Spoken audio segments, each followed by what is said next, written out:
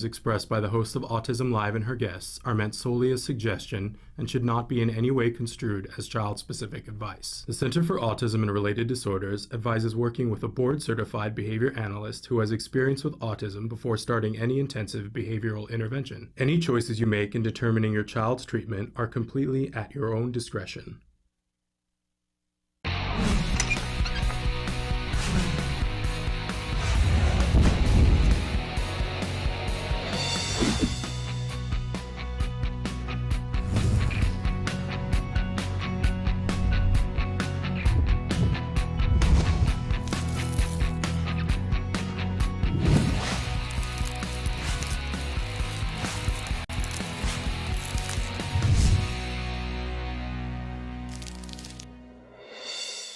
Good morning and welcome to Autism Live. I'm Shannon Penrod, and we're webcasting to you live from the Center for Autism and Related Disorders headquarters in Tarzana, California. So thrilled to be here with you on this Wednesday morning. We've got a lot to get to, but before we do anything, I made a promise yesterday on the show to one of our viewers in Wisconsin. They wanted to know, there was a book that we had the author on the show, and they were mentioning elements of the book and trying to figure out which book it is. We have figured it out. It is the book Time of the Locust. It's written by Marowayejide, and you spell that Morowayejide with the tilde over the E. So Time of the Locust, you can get it on Amazon because they were asking for the specific book with a character that had the dad was in prison. So it's Time of the Locust. There you go. All right.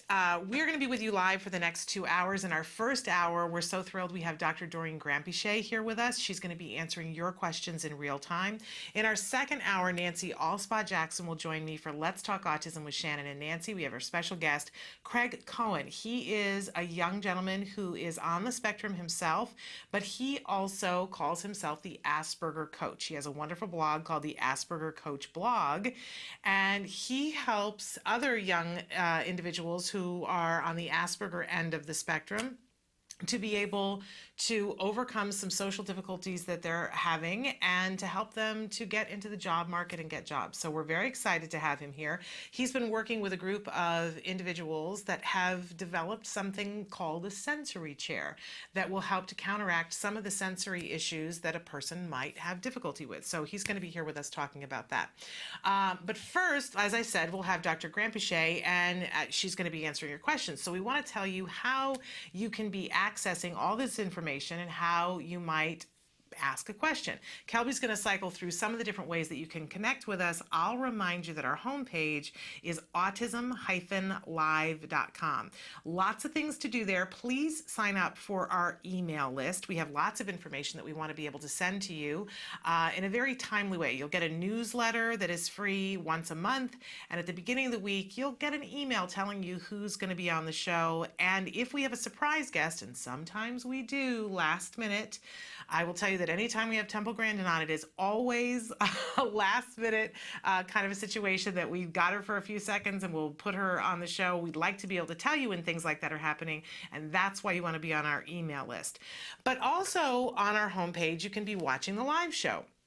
Just click on the triangle that's on the computer screen. You can watch the live show, the most recently recorded live show, or you can look at our playlist and cycle through all the shows that we've done since the beginning of time, back in the age of the dinosaurs. I kid only slightly. Now, if you want to interact on the live feature, you can in that series of white boxes that is to the side of the computer screen. Put your cursor in the box that says your question. Start typing and hit enter. It's really that easy.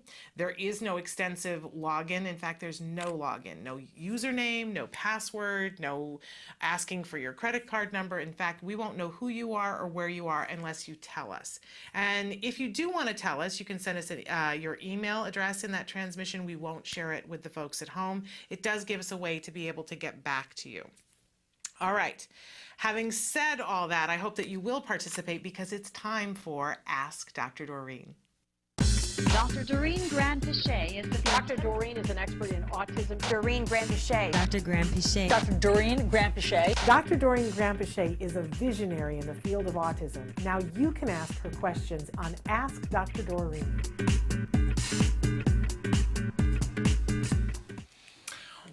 welcome and good morning. Welcome to Dr. Grandpichet. Thank you. Welcome. So thrilled to have you here. We call this segment Ask Dr. Doreen because Dr. Doreen Grandpichet is with us. She's a true expert in the field of autism. Been working in this field for more than 30 years. I always feel bad saying that, but it's such an accomplishment. We should share that proudly for you. Oh, yeah. But no one would ever guess. Oh, well, thank you for that. Actually, yesterday I talked with someone at another organization where I had done a postdoc. And I said, have we met? I wasn't sure. And she said, I think I did an interview for you 25 years ago. And I was like, wow, it's a little bit more than 25 years because this is CARD's 25th year this year. Yeah. But quite an accomplishment. Yeah. Especially for someone so young and vibrant as you. Thank It's quite you. an I'm accomplishment. not sure I would agree with that, but well, yeah. trust me, you are. Thank you. And not only are you an expert in this field, but I like to remind you and everyone else that you are a visionary in Thank you this so field. much, Sharon. You are able to see things, and I think that you are in my life and all the people that I know, you are the best at perspective taking. Mm-hmm. You see things from everybody's point of view, and I think it's one of the gifts that you give to this community so that you help us all to know what we're going to need even before we might know. That's interesting. Thank you so much. I appreciate that. Yeah, and I don't know. I think I've always tried to see the world from other people's perspective, and in working with individuals with autism, it's a useful tool. Well, it is a gift to us, and we thank you for you. it. So Dr. Grandpichet is here to answer your questions, but we like to remind everybody at the start of every show that no matter how brilliant the expert is, there is no expert who can give individual specific advice in this kind of a format because they haven't had an opportunity to meet you, or if you're writing in on behalf of your child, it could be that you're writing in on behalf of your adult child, but still in this format, we can't give her enough information for her to really be able to use her expertise to its fullest. But having said that, you give us so much insight about directions we might go, questions we might need to ask next. Yeah, we'll do our best to guide people as much as we can, and we're very happy. We have a few people who write in regularly and also write questions in while we're doing the show. So we always will ask for more information where we need it and just give you some general guidance. And I have always said, I'm a former teacher, I have always said that sometimes you don't even know what question to ask until somebody else asks the question. So I know that there are people who are out there learning from other people's questions, and that is also a gift. Yes, you never know that's who true. you're going to touch when you ask a question. Yeah, we have really great viewers who have really interesting topics. Absolutely. So having said all that, we had a conversation yesterday with our haircut mom. I love that we have different moms with different names because we don't know who you actually are, but we kind of dub you. So our haircut mom wrote in. I will say we've had a mom in the past watching that we referred to as the strawberry mom, and I got to meet her again. I'd met her once before, but I got to meet her the other night. It's so much fun when we get to meet you. So in any case, our haircut mom wrote in yesterday, had a series of questions that she was writing in, and I want to go back through some of them. She and I talked about it a little bit on the show. She's written in a follow-up, but I said I really want to get your take on it. Okay. Okay. So, but I want to go to the beginning of the questions here. Sure. I saved them. Okay. She said, another one from the haircut mom. My 14-year-old 8th grader has been saying school is boring almost every single day. He only likes math and robotics. He says even if he kind of understands what the teacher says, he isn't interested. He has poor comprehension. We've tried to get him into family discussions, but he can't tune in unless it's his preferred topic. The point system at the minimum gets him to school on time and to study. He gets 5 points for each 15 minutes. She went on to clarify later on that each one of those points translated into a little bit of tech time. So she says he's going through the motions. Any way we can make this internal. Also, if I turn into Tiger Mom, piano practice suddenly becomes a snap. But I don't want to be a Tiger Mom and have him trained to, I've trained him to be afraid of stern people, and thank you. I particularly wanted to talk about the Tiger Mom thing because sometimes I do that too, where I will be fine, and being reasonable and wonderful, and then all of a sudden I snap and I'm like, do it! We all do. Right. And then I don't like myself then, but sometimes we get tricked into thinking that works. Because Well, our kids hop to and go, oh, I'm going to do it right now because I Right. don't want to have Tiger Mom come Right, out. right. But it's a false sense of getting them to do something because it's not going to, we know it's not going to maintain it for a long time. Yeah, but you're not going to be the one maintaining the child forever anyway. Right. So it's sort of, I look at it in two different ways. Ideally, you want your child obviously to respond when you ask them nicely, but it takes a long time for that level of self-regulation to occur. And while that's not in place, and when you are Tiger Mom, which is, by the way, a very nice way of saying it, but Yes. I like that way. But when you are Tiger Mom, I guess and if your child does actually do the thing that you're asking them to do, I mean, there's a reason that you're asking them to do something. You're trying to get them to do some sort of activity or skill that is beneficial to them. And so regardless of how you get it done, if they do it, then they will benefit from it and they will learn that it's a beneficial thing. In other words, if you tell someone, let's say this is a good example here where Tiger Mom gets the child to go through piano practice. Okay, well, there's a purpose to piano practice, right? It isn't necessarily a battle we all would pick, but at the same time, piano will give that child a certain level of activity in certain parts of the brain that no other activity will. And it'll also give the child a skill that not many people have. So, I take my hat off to parents who actually do put their kids through that sort of thing, because I think they're not only giving them a much more well-rounded education, but they're also teaching them skills that not everybody has, and it's very, very good for the child. So regardless of whether the child does it, if you're a regular mom or Tiger Mom, you are you're giving the child the ability to learn a new skill, and eventually over time Tiger Mom won't be there anyway. You're just not going to be there, and the child will have an internal sense of responsibility and an internal sense of, let's face it, fear and guilt, which only comes around if you had at some point Tiger Mom. Because if you have calm and sweet mom all the time, then the child never learns really to do the things that nobody wants to do. Who wants to go to school? Nobody wants to go to school. Everybody would much rather lay in bed and watch TV all day, right? But it is our job as parents to tell our kids, you don't have a choice. You have to go. Whether it takes you going when I'm nice or you going when I get mad at you, you still have to go. And after a while, the child realizes, I don't have a choice in this matter. And as they grow up, let's face it, they could finish high school, and not every parent would then push their child to go further, and a lot of kids do go further because the habit internalizes. So, forcing him to practice piano right now might be a Tiger Mom job, but in the future, if he learns to benefit from it, for instance, if he plays and everybody goes, wow, that's amazing, you're such a great player, and so on, that could be maintained then by that new reward. So in real life, you're not going to be maintaining all of his behaviors. You're just forcing him to do them. Some will sift away and some will stay. Okay. And that's how to look at it. So we should cut ourselves a little bit of slack. You should totally cut yourself slack. We're not striving to be the parent that's always yelling. Right. It's nice to have a mix, but that if we do get to there occasionally, we need to cut ourselves a little bit of slack for that. Okay. But I also want to go back to the actual question here and answer this, Mom, because I think he is, I'm not sure. Sometimes our kids say they're bored, and they really are bored, and sometimes our kids say they are bored when they just have a really hard time with that topic. So a child who is really, really good at math and robotics may most likely have problems with things like reading comprehension, listening comprehension, literature, things that are much more sort of abstract and not so concrete. And it's great that you've set up systems to reward, getting things done at a certain pace, and or rewards, tokens for getting stuff done, but consider the fact that might actually be difficult for the child, and that task might need some modeling, some help, some guidance, some breaking down into steps that are easier, some visual modifications, something that helps the child make it much more concrete.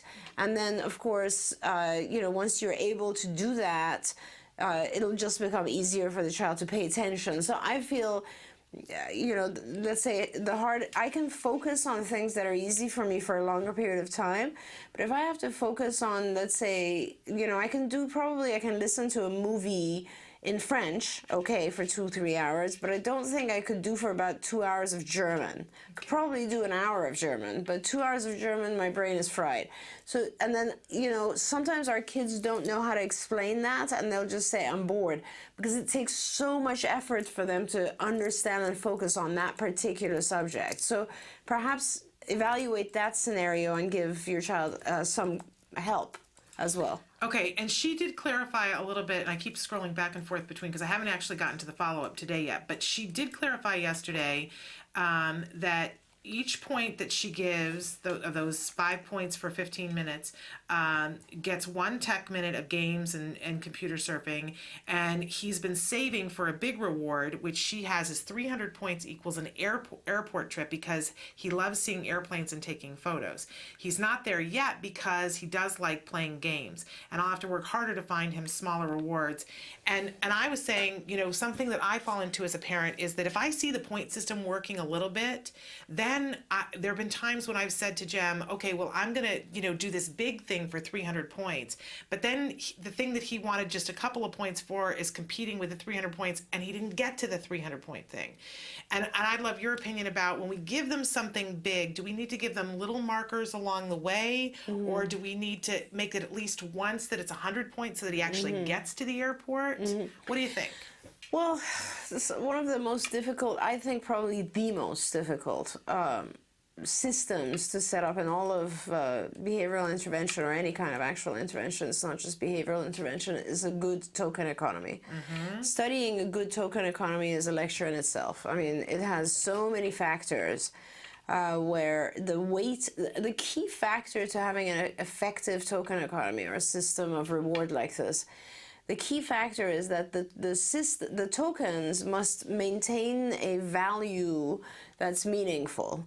Now, some individuals will be able to handle waiting a long time in order to be rewarded. Okay, so an example of that is someone who, in real life, a real life example of that would be someone who is a very hard worker, goes to work, never misses a day, 9 to 5 every day, and all they really expect, or the reason that they're doing it, is, you know, they'll get maybe a 2% increase at the end of the year. Right. Okay. And then there's other people who need continuous like much more frequent reinforcers, and those are people who probably wouldn't last in a position like that, because they go from job to job, and they will only stay if they get either very regular wage increases or regular appreciation, and so on and so forth. Now, we start with needing much more continuous reinforcement, and everyone with maturity kind of gets to a point where they can go with a long-term reinforcement. If you switch too soon from a continuous type of reinforcement schedule to something that is much more long-term, the value of the thing could be lost. In other words, the person could not even... It would seem so unattainable to the person that they wouldn't care anymore, and they'd be like, forget this, I'm just doing my thing, because I don't even know, like, it's too far away. Right.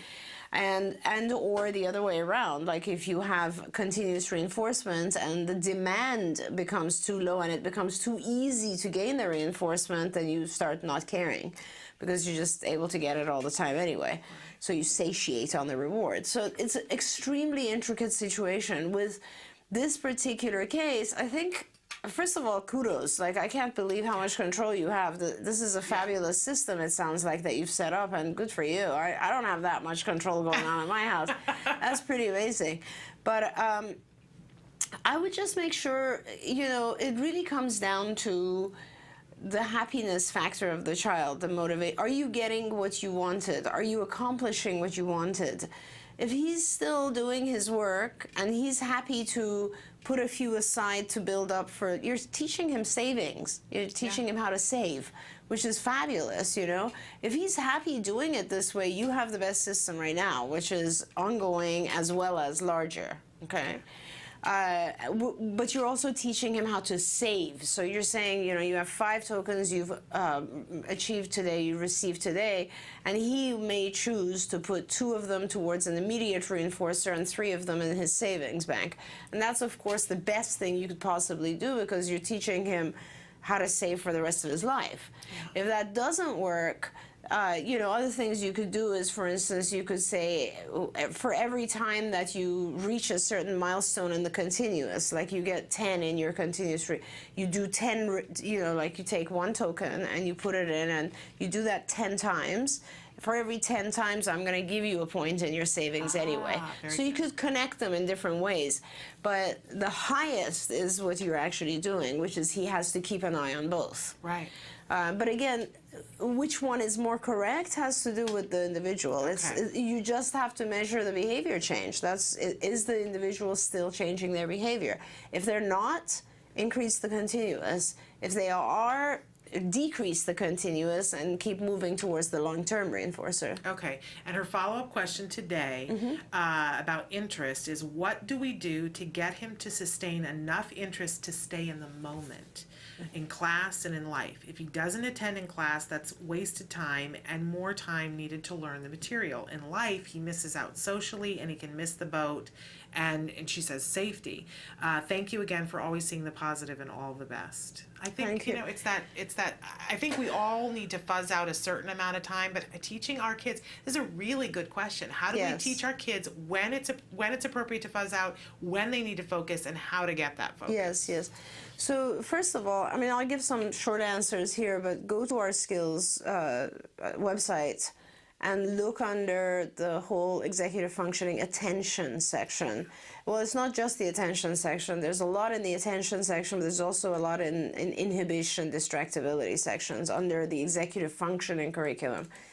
But what I want to tell you is a few different things about this. So I don't know your child, but depending on how, so I'll give some examples. Sometimes we just tune out, right? We just zone out and we're almost daydreaming. So the most basic of what you need is a few things. You need reminders in his environment, and then what your goal is to make those reminders internalize, so that there's not always an external stimulus reminding him, but that he reminds himself. Okay, so what you need to do is first you need to put a schedule in his head. Okay, and you can start that with something as simple as a watchminder. Right, so there's these watches that you set time, and it can vibrate on your arm every 10 minutes, 15, 20, whatever you decide, and it will literally have script that you can read. So it'll say, pay attention, or look at the teacher, or look at your book, or whatever it is, right? And so you do that. You start with that, and that's a very basic way to do it. This would be fabulous for anyone who daydreams, right? Mm-hmm. And all it does is it just wakes you up. It's kind of like, oh, okay, what was I doing? So that acts as the initial stimulus to kind of wake you up and point you to what it is. But remaining on task is a completely different thing.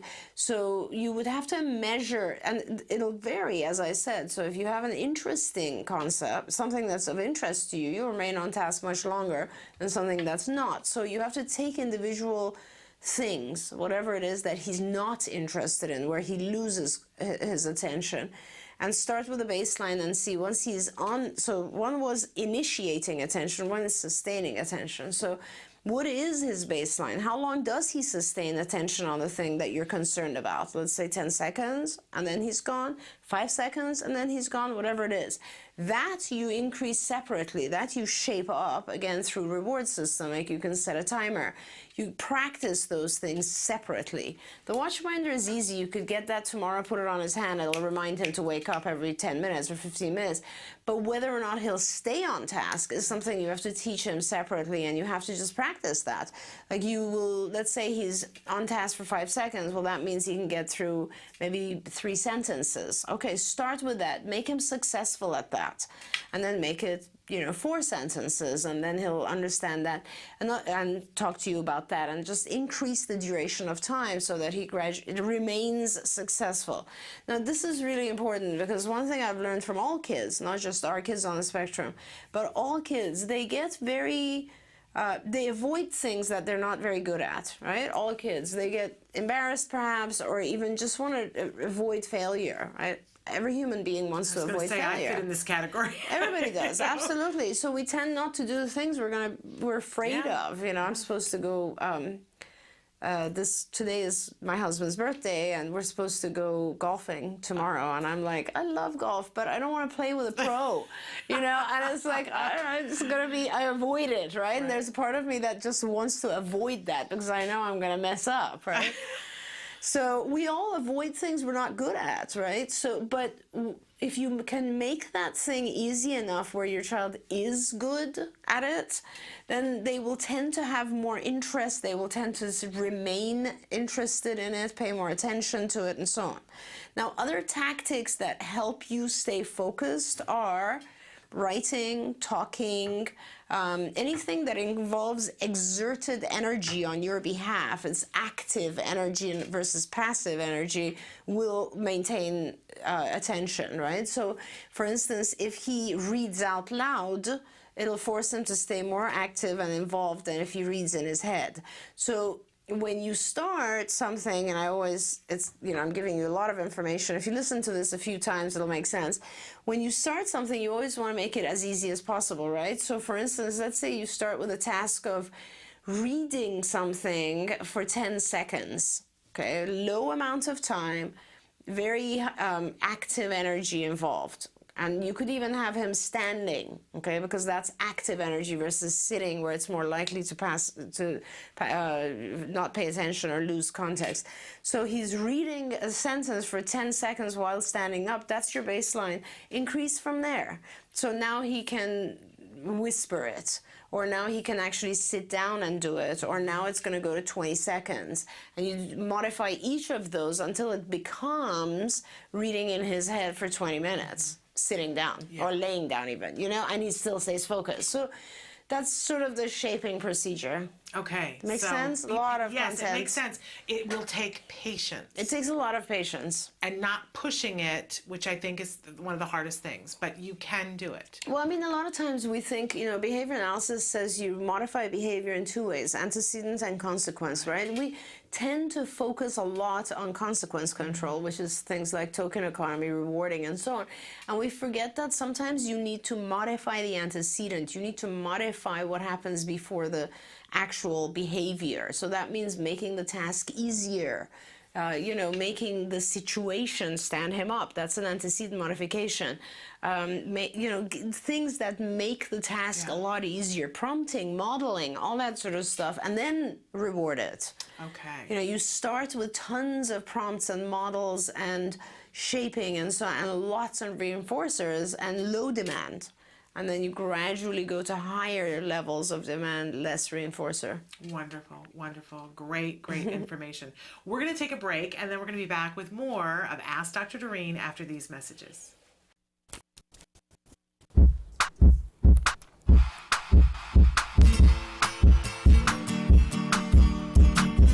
Hi guys, welcome back to Smarty. This month we're going to be creating recycled crayons to help us make some scratch art. While we work on this awesome activity, you'll notice that these icons will pop up. These icons tell you important information about the skills we're using and where to find them on the Skills program. Skills is an ABA-based online tool that helps parents create curriculum for their children that are on the autism spectrum. And if you're already a Skills user, you're going to get the most out of this fun activity. Well, let's get started. The materials you'll be needing are old crayons, muffin tins, white cardstock, painter's tape, paintbrush, black tempera paint, laundry detergent, shallow bowls, and some barbecue skewers. Inevitably, anytime my niece comes over and we draw, we end up with a bunch of broken crayons. No problem. I'm going to take these broken crayons today and we're going to peel off the paper. Once they're peeled, you're going to place them in a muffin tin or some small container, and you're going to have the oven preheat to 150. You're going to put the crayons in there, and they're going to melt for about 15 to 20 minutes.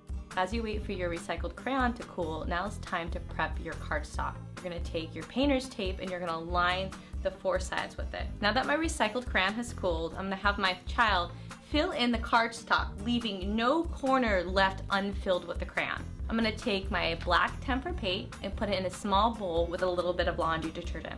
I'm going to mix that together. Then you're going to have your child paint over their crayon drawing. You want to make sure it's completely covered in paint.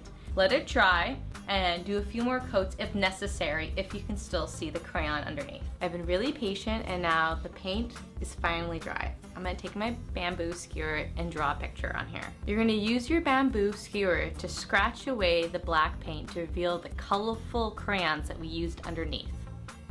This is a time for your child to get as imaginative as they'd like.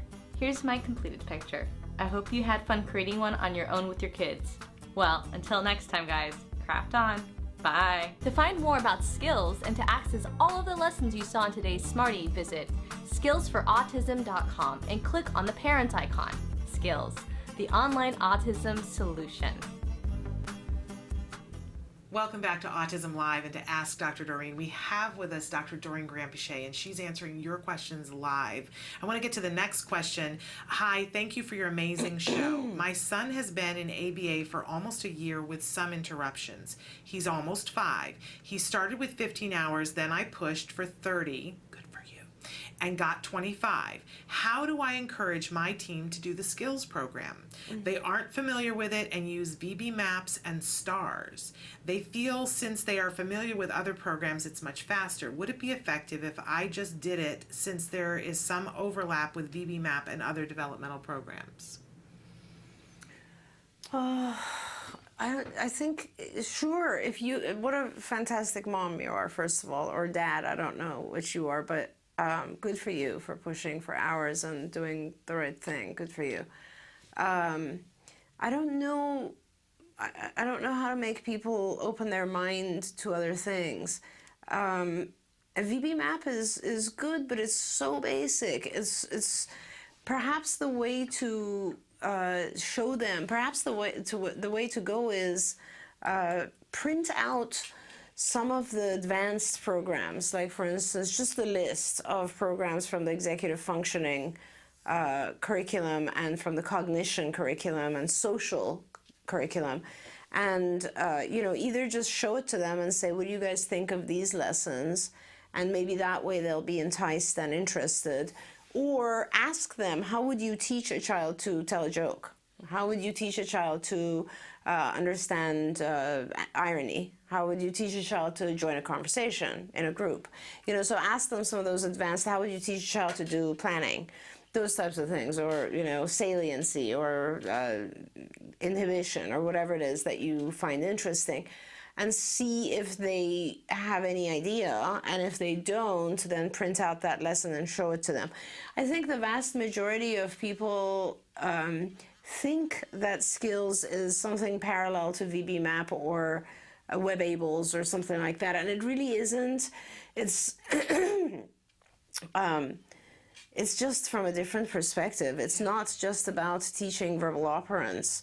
Verbal operants are in skills. Perhaps you want to take the skills assessment index, answer the questions, and then go to the graph section and show the portion that is just the verbal operants so that they can see how it corresponds to VB map. I don't know. I mean, it's just a matter of getting them to open their mind a little bit and perhaps just showing them some aspects of the higher level of skills.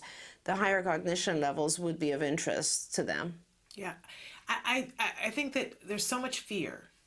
There's a lot of fear. We're all run by fear. I think parents are afraid of what they don't know and what they won't understand. I think practitioners have been doing something a certain way, and they're afraid of the time that will take away from a child to learn something. Yeah, it's true. It's true. You're absolutely right, Shannon. It's a matter of just falling into our old habits. Yeah.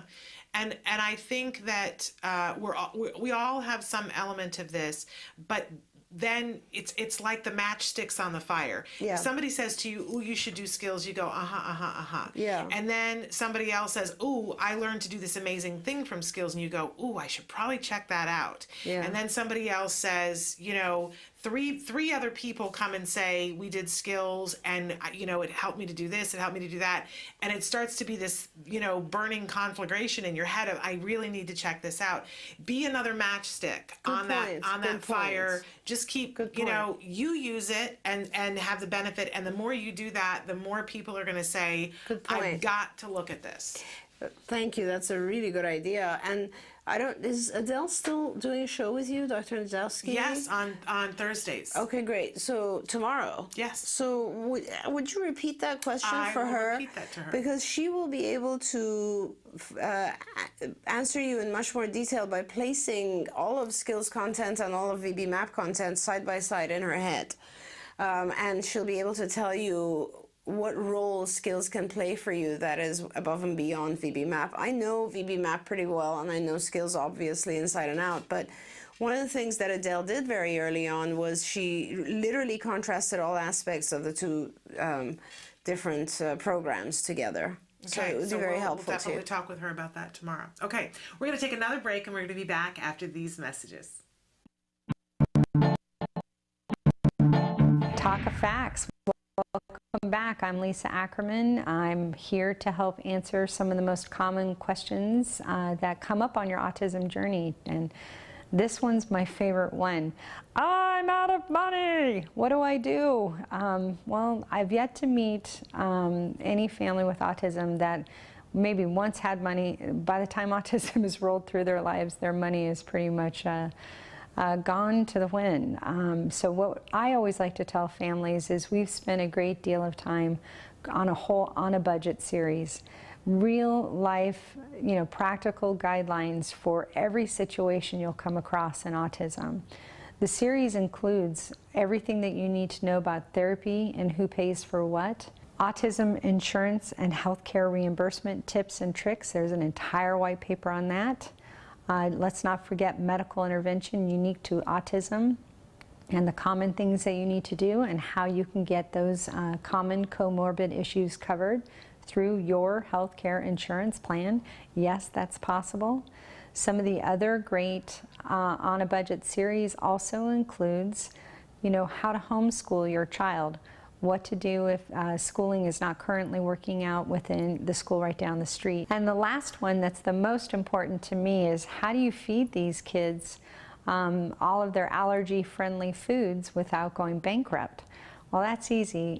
The last and most important paper Taka wrote was how to feed a family of 4 on the autism, gluten-free, casein-free, soy-free diet for $320 per month. We know how to do it. We've assisted families living on food stamps, and so we know the resources. And then we also provide some great tips on what's available through public assistance, and also what are the current grants available through ACT Today or other foundations out there serving the autism community. We keep a current list. Currently, there's over 3 dozen national organizations providing financial aid for families living with autism. So, if you're out of money, don't let that be the barrier for success. Taka can help you with our entire On a Budget series at the Taka website, takanow.org, and we'll see you back at the next Taka Fact.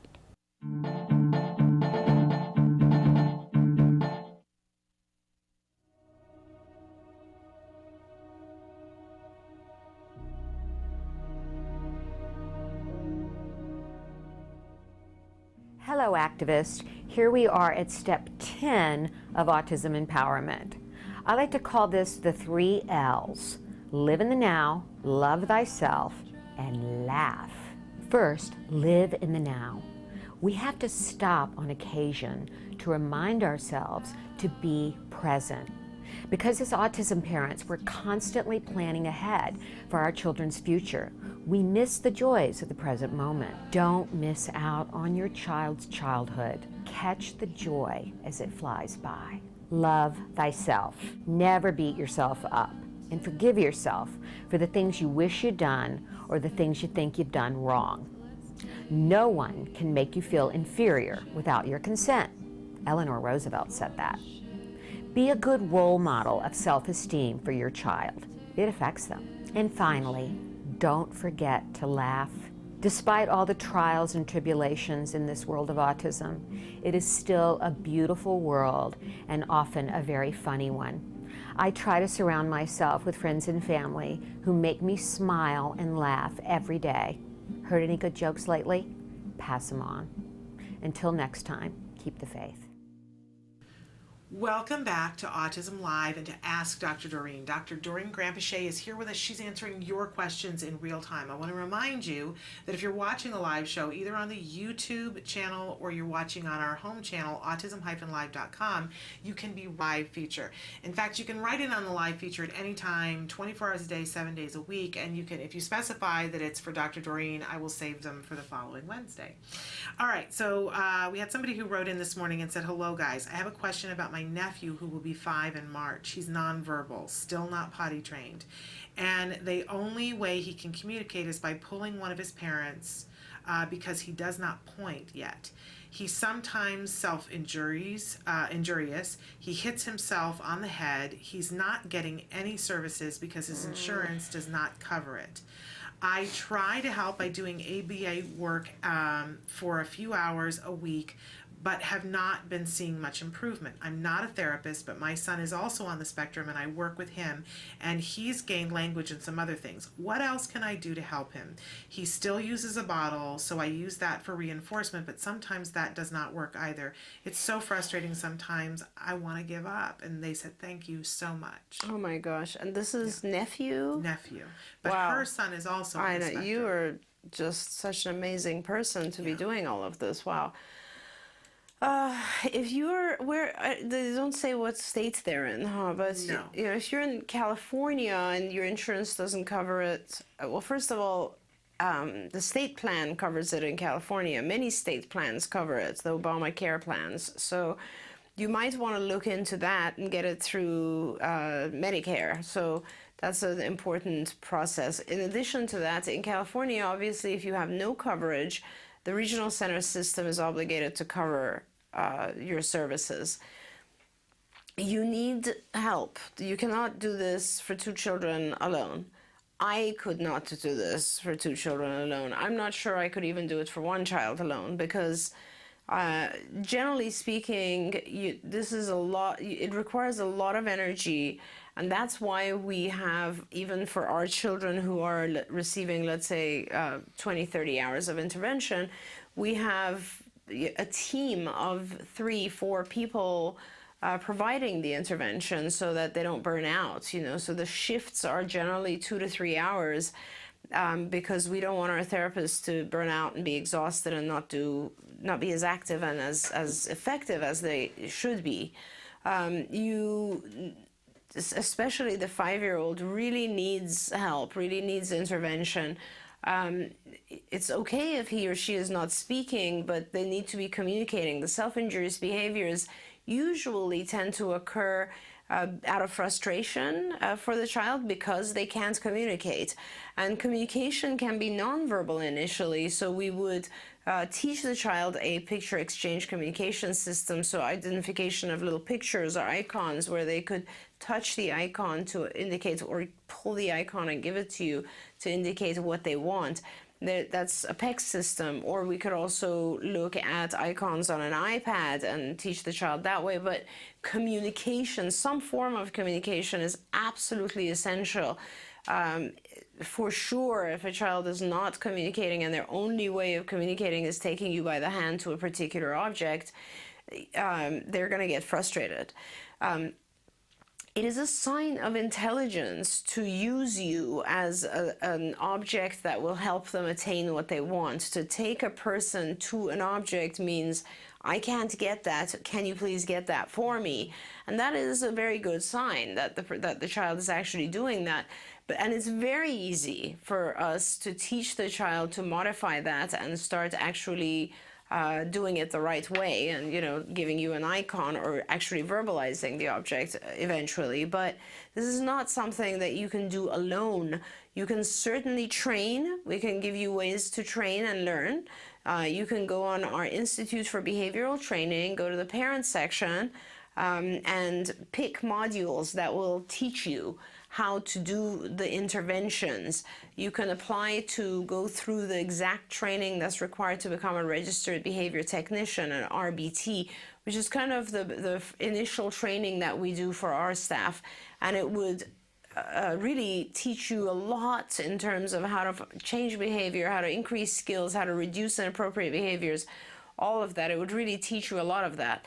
And you can use skills, which is our curriculum and assessment, and you could answer the questions, and skills will tell you all the things that you have to teach each child, the content areas and the exact lessons and so on. But teaching it really requires a lot of energy and a lot of time, and changing behavior is a thing that really, you need a village. So yes. I really recommend that you focus on trying to get other people enlisted in this, and you can either look into what type of public funding there is in your state, other than just private insurance, and that would be the best way to go, because that will allow you then to hire local college students, and through our IBT system they can get trained. We can provide supervision at a distance, wherever we are, wherever you are.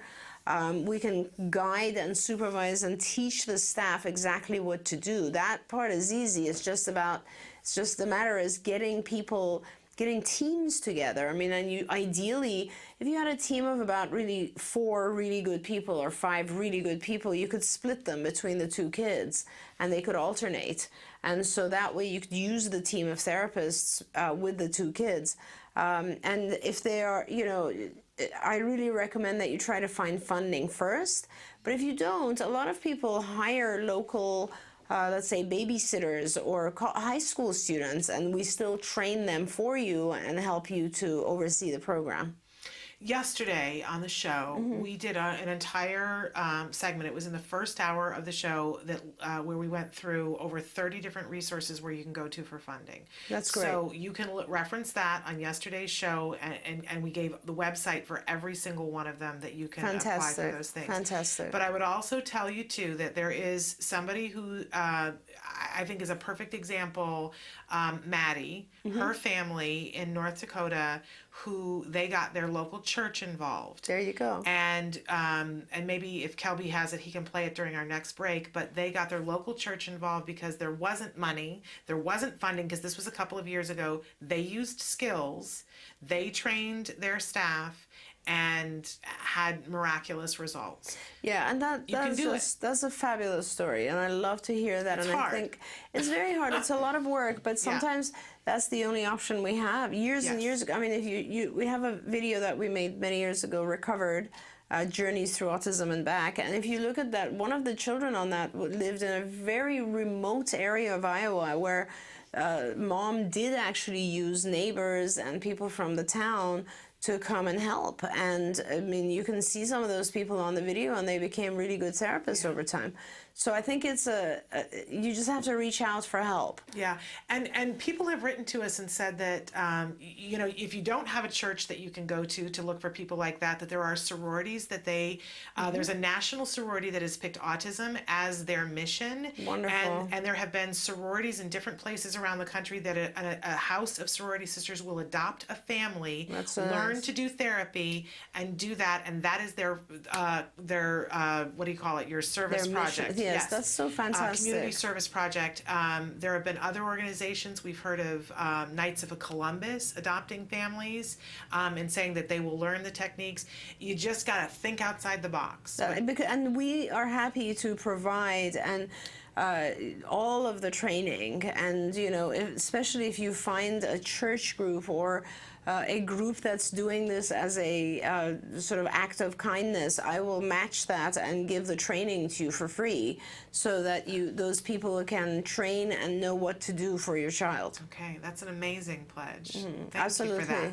That's wonderful. So you gotta get organized. Yes. And know that you're going after Moby Dick. But as I love to say, if you're going after Moby Dick, pack the tartar sauce. Put some tartar sauce someplace where you can see it, and know that you're doing the best mission of your life, and you're going to get it done. All right, we're going to take a short break and come back after these messages. Stick with us. The Institute for Behavioral Training provides courses in applied behavior analysis for the treatment of autism. Access IBT e-learning videos on the move and learn at your own pace.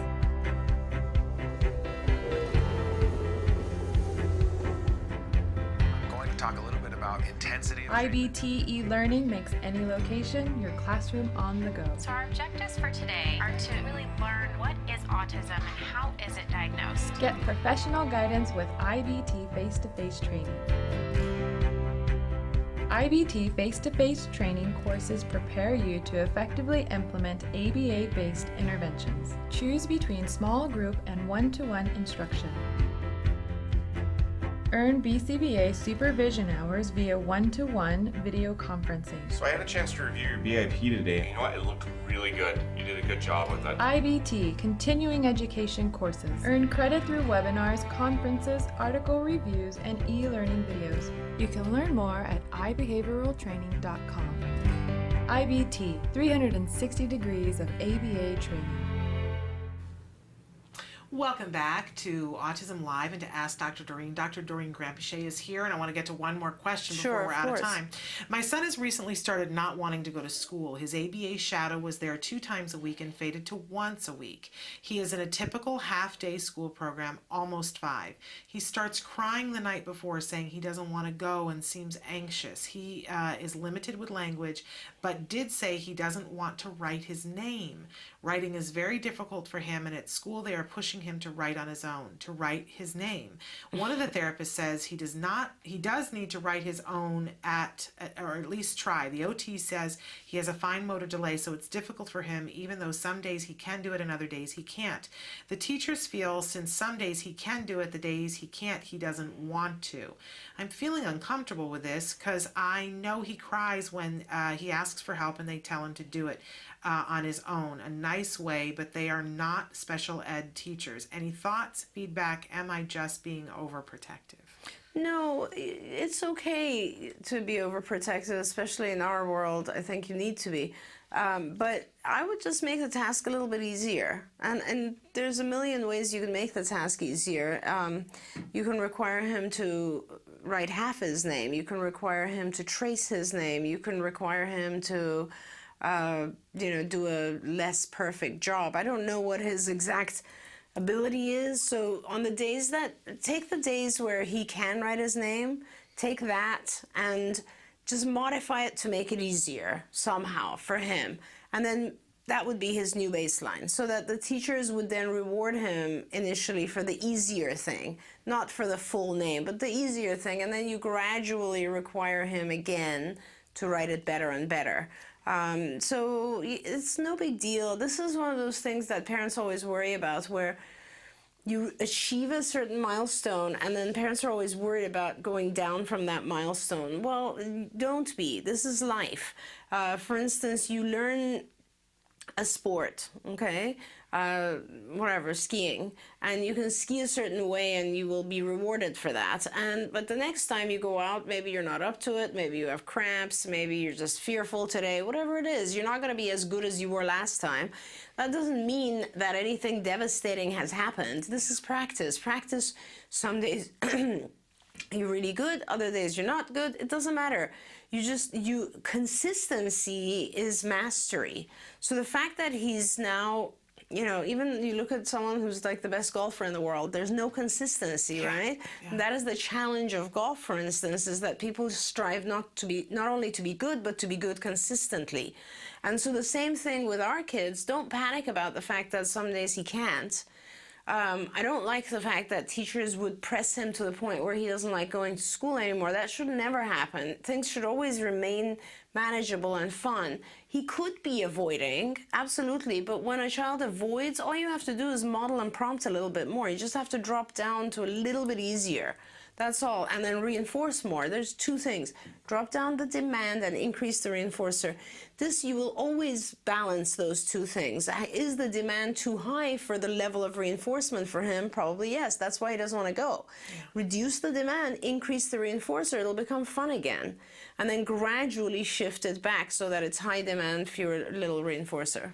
What strikes me, though, is it sounds like the team is not on the same page, and that's causing anxiety for everybody, including mom. Especially mom. Yeah, and that maybe it's worthwhile to ask for a meeting for the team, and tell me what you think about this, to get them on this page. Because if the teacher is in this point of view of, well, he can do it on some days, so it's just that he doesn't want to and is pushing, that's not going to be helpful right now. Right. Parents have to decide if it's worth the conversation. Sometimes it is worth the conversation with the teacher, where you basically will explain exactly what you said, Shannon. Yeah. Absolutely. And sometimes teachers treat parents like they don't know anything. It's true. And so you have to decide what type of teacher you're dealing with, and you have to come to a decision in terms of how you want to approach this. But the bottom line is, the task needs to be made a little bit easier, and the reinforcer needs to be made a little bit higher. And whenever you have failure, just do that. Yeah. And then you can always gradually increase demand and reduce reinforcer. That's life. That's true. And sometimes when I have had a teacher who won't see it my way, what I've been able to do, and I had to do it sneakily, but I would promise Jem, do it, and I will give you the thing you want when you come home. Yes. Absolutely. And then I had to deliver that. I had to not mess up on that, so that he knows if something happens at school that doesn't go his way, I will make it up to him when he comes home. Absolutely.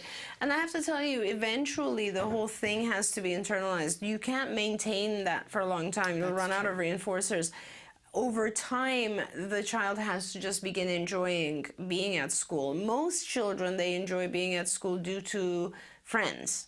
That's their number one reinforcer, is seeing friends, friends talking about how you look today, what you did today, and so on. School is a side effect. Actually, academics is a side effect, right? School is the social environment for our kids. But for our children on the spectrum, sometimes it becomes just academics that they're interested in. Sometimes it is really only their only way of socializing with others. You have to find out what the reinforcers are for your child, and you have to keep track of them throughout life. Okay. All right. Well, do us a favor and write back and let us know how it goes, so that we can hear what you did and how it went. All right. I'm going to end a minute early today. Great. Because I know you've got things to do, and I always keep her over, so I'm going to keep that minute for another time entirely.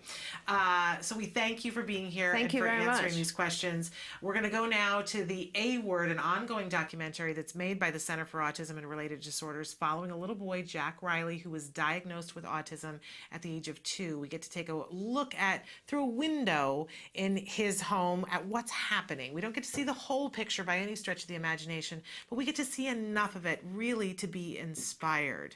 You'll see how his family is growing, how he's growing, and how sometimes that is not the most fun thing, but eventually we get to the good part. That's what it's all about. So take a look. This is the A Word. And remember, when we come back, we'll be joined by Nancy Alspaugh-Jackson for Let's Talk Autism with Shannon and Nancy, and our special guest, the Asperger coach, Craig Cohn. Stick with us.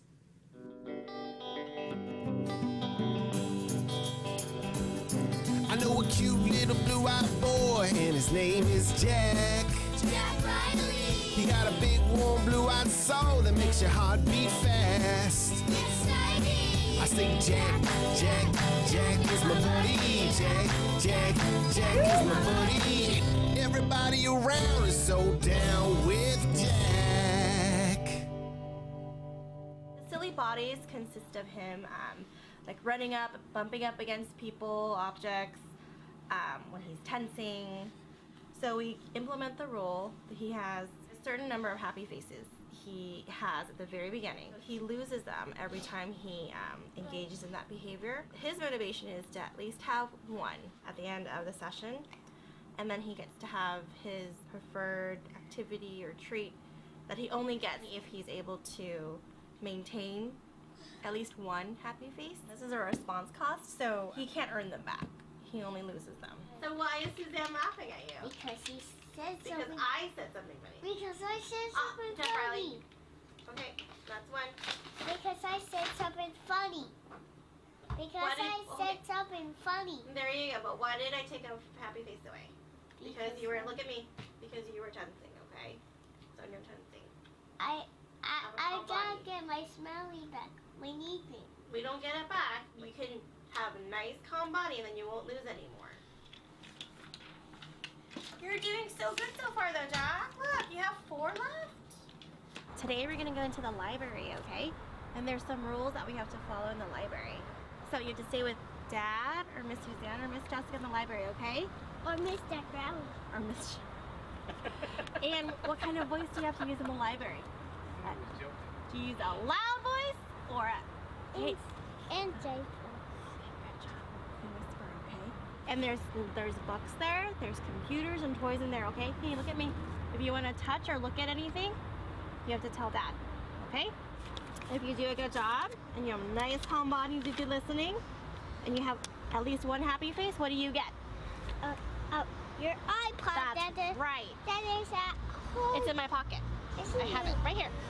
Okay? So go with Dad, hold his hand. Inside voice, okay? What do you want to get a book about? About towers. About what? Towers. Towers, fairy tales, castles. Okay. Let's have this book. Nursery rhymes? We're gonna go find this book, okay? Let's go. Come on. Nursery rhymes that is in the castle. See how they have letters? We're looking for the letter A. Let's go find A. Go find the letter A. Let's go find it. Yeah, that's the number 4. We're looking for the number 5. We found the letter A.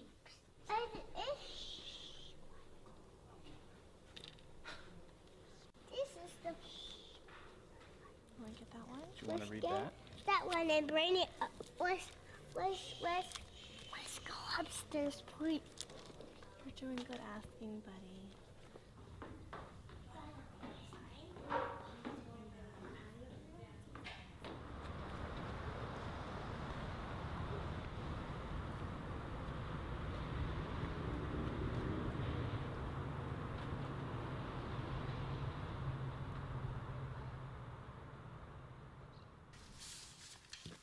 Welcome to Let's Talk Autism with Shannon and Nancy. I'm Shannon. And I'm Nancy. And thrilled to have you here, my friend. Thank you, my dear. It's been a big week for you. Yeah, Wyatt started public school again after an absence where we had him at a private school from 2nd to 7th grade, and started a public middle school. And I was a little nervous because we all know, it's a whole different. He went from a school that has like 150 kids to a school that has, 5 times that number of kids. Yeah. And, I had my anxiety over it, but it seems to be going very well. He seems to be really happy. Well, you can't ask for more than that, no, right? We all, I had to remember this morning because there are always other things going on in life and that get you down and challenges. But I had to think back to so many times that I've been down on my knees saying, God, if you just make my son better, if he can just be happy, and if life for him can be happy, I'll give anything, anything. Yeah, it all comes down to that, right? And we forget that. We forget that because then the other things come in, that other troubles in life. And yesterday I had to sit back after he came home, and I got home from work, and he was so happy and told me about who he'd had lunch with. And I just said, Nancy, remember the days when you would say, I'll give anything for this moment, anything. Yep. So I have to just be in that moment and be in the present and say and express my gratitude for what I do have today. Well, and I had said to you on the phone in the last week, I said, because I got a lot of things that I'm facing, and as I started to go, because we have to move, and Jem has to start junior high, and we have to find the school and all those things, and I was thinking, how am I going to do all those things? And I thought, wow, Nancy just did all those things.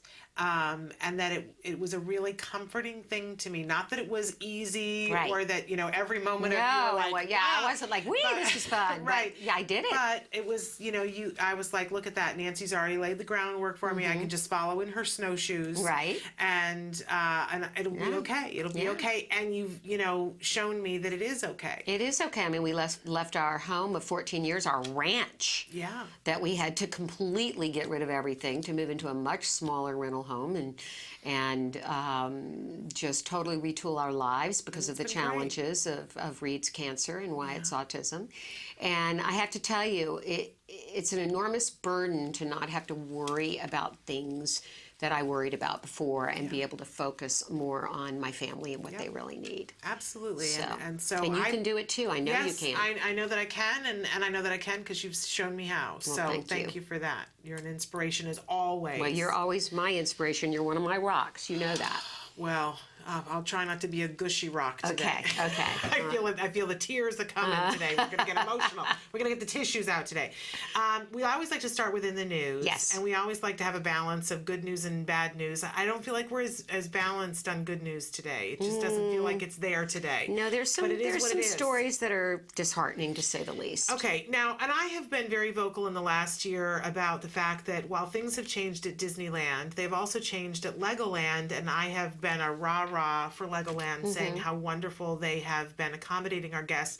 And I've been talking about the Legoland Resort in California. Yes. Well, we have some horrible news that's England, coming right? to us. Yes, because there are Legolands, and I just recently found out that all Legolands are not the same. Okay. Like, we have rides at our Legoland, and a lot of Legolands it's like a walkthrough situation. Okay. So in England they have one of those walkthrough situations where you can stop, and it's interactive, right? But it's not rides. Right. And there is a disabled man, age 40, has a mental age of 7. He has more than just autism going on. Cerebral palsy. Yes, and he has a developmental disability, an intellectual disability. So he is at the mental age of 7. Right. Legoland is one of his favorite places to go. Yes.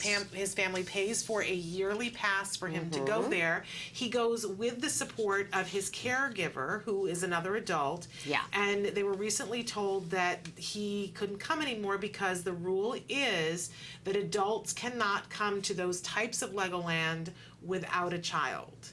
Now, I think we can all understand what the thinking behind that is, right? And we want our children to stay safe, and obviously they're trying to prevent pedophiles and other kinds of people like that. Of course. Like, I think we all get that across the board. Yeah.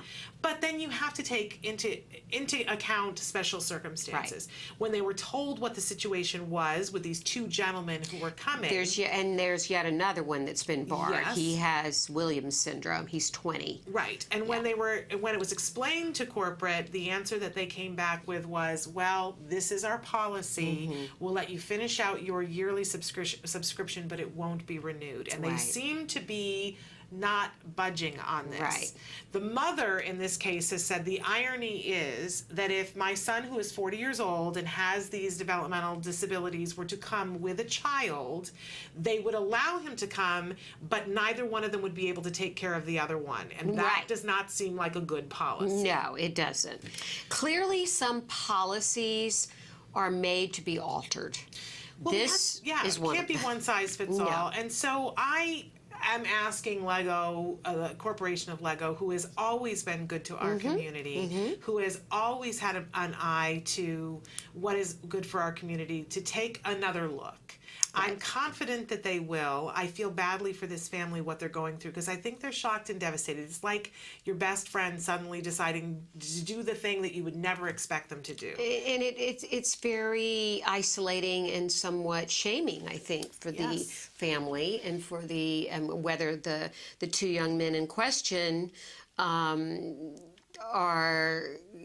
know what the reason is. It's got to be confusing for them that they're haven, really, because what they did was they would go in. It has 4D cinema, laser ride driving school, and workshops with master builders. This was probably a place where the 2 Anthony Lewis, the one with Williams syndrome, and then Simon Thomas, who's 40.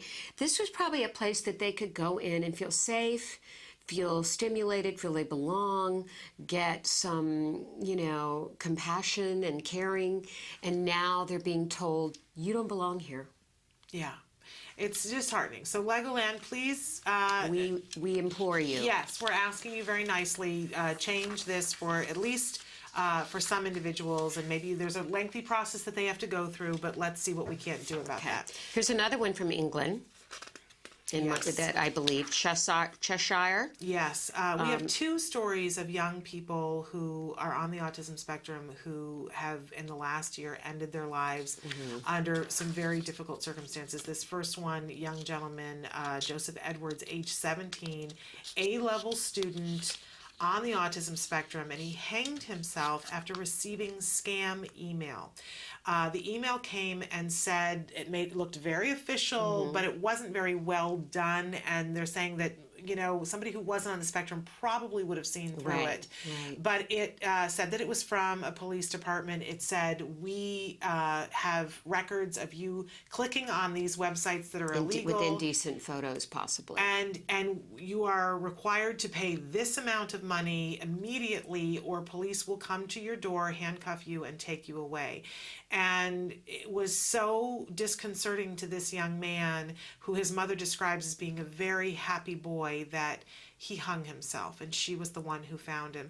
She's devastated about it. She has started a page on Facebook, to raise money to help to make individuals who are on the autism spectrum more aware of the dangers of things that can happen on the internet.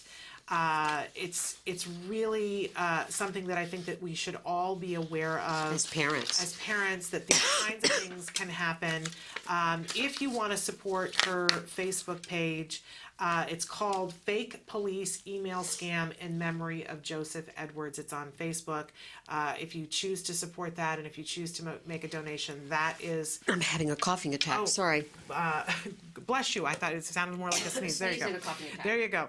But in any case, either way, it does caution all of us to have conversations with our children, and to have them frequently, because the internet changes and our kids change. Right. So very more disturbing. parental maybe oversight of that, and make sure we can't police them all the time, but it's probably important to see what they're looking at and talk to them about it. But letting them know that it's okay to talk to you. Yeah, if you're concerned. If somebody is saying that if anybody is asking you for money or saying that the police is coming, it's not true in an email, and that they can talk to you about it. Give them a safe way to talk about things. And then this just recently in Southern California, this has been, everybody I know was talking about this over the weekend. My only child, mom sues Target over son's suicide. Her son jumped to his death. Graham Gentles, a 22-year-old with autism, jumped to his death from the roof of the Courtyard Marriott in Pasadena. Because he was humiliated during what they say is a ritual at Target, in which employees do a walk of shame, and they're paraded around the store in handcuffs. It was a disciplinary action. They don't really know exactly what went on, whether he had picked something up. He was not formally charged with anything. Exactly. And so he was so distraught that he killed himself. And, it's one of those things where you just, as a parent, you see something like this and you just don't even know how to react.